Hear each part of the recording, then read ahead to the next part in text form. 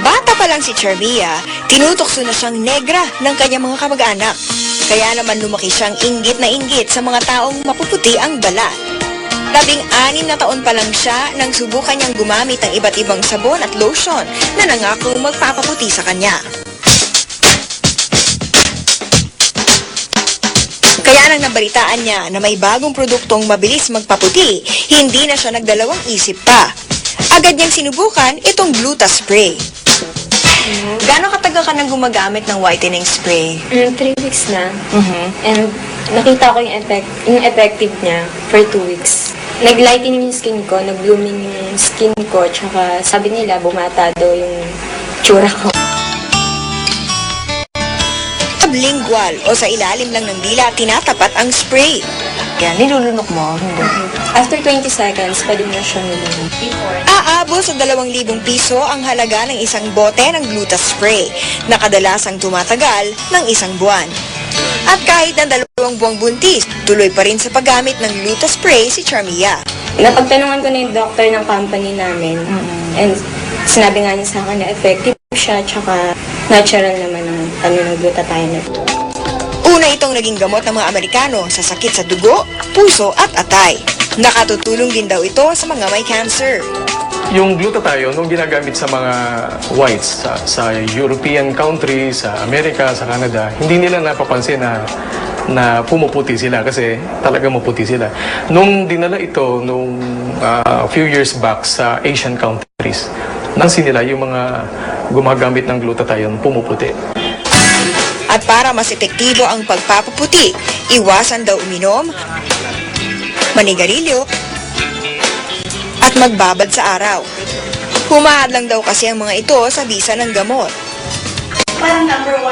Sa isang survey ng Sinovate, isang market research company, lumabas na 4 sa 10 Pinay ang nagsabing mas maganda kapag maputi ang isang babae. Yung whitening, ang pakiramdam ng gumagamit, higit na nakakaganda ng kanilang itsura. Lumabas din sa survey na mas gusto ng mga dalaga at pati may mga asawa na maputi sila para mas maging kaakit-akit sa mga kalalakihan. Mas madali rin daw pumili ng damit kung maputi ang iyong balat. Pero hindi lang daw mga babae ang gustong pumuti ngayon. Ayon pa rin sa survey, 70 sa 500 respondents na lalaki sa Metro Manila ang gumagamit ng whitening soaps at lotion. Isa na rito si Lucky Castillo na pangarap maging mestizo. Buo ang kanyang paniniwala na mas may dating kapag maputi ang isang lalaki. Bentahe rin daw ito sa mga male beauty pageants. Kasi nakikikontest ako, diba? Pag ako yung nanalo, tapos bumaba ako sa mga tao, siya pala yung nanalo. Moreno lang pala siya. Ordinaryo lang yung kulay. 400 piso kada buwan ang budget niya pambili ng mga produktong pampaputi. Dati, yung dito sa bandang siko, medyo mas maitim siya, mas malaki yung pagkakaiba ng kulay ng siko tsaka sa braso. Mas maitim yung sa siko. Ngayon gumagamit na ako ng mga whitening products na yan. Ngayon medyo pumapantay na siya. Patok na patok talaga ngayon sa mga Pinoy ang pagbili ng mga whitening products. Ayon sa pinakahuling bilang ng BFAD, mahigit 500 produktong pampaputi ang nairehistro sa taong ito.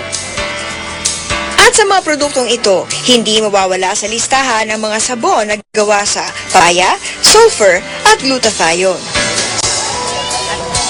Kaya naman sa Divisoria, nagkalat ang mga whitening products. Sa presyong 10 piso, makakabili ka na ng whitening soap. Malaan sa bulsa ng mga kulang sa budget. Sa Bello Medical Group, ang bleaching soap, mahigit 200 piso ang presyo.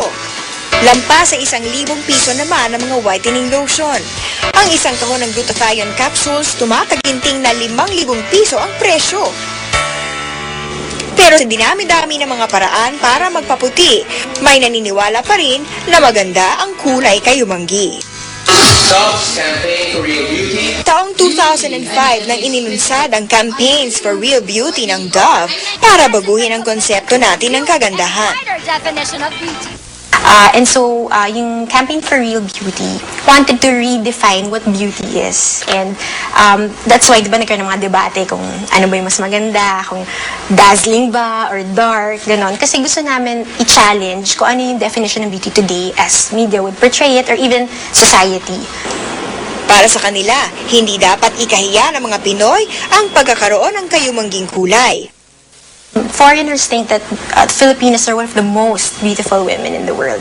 And I think we should celebrate it instead of parang not being proud of it. Ano man ang kulay natin, hindi ito dapat maging sukatan at basehan ng tunay na kagandahan. Dahil sabi nga nila, beauty is only skin deep.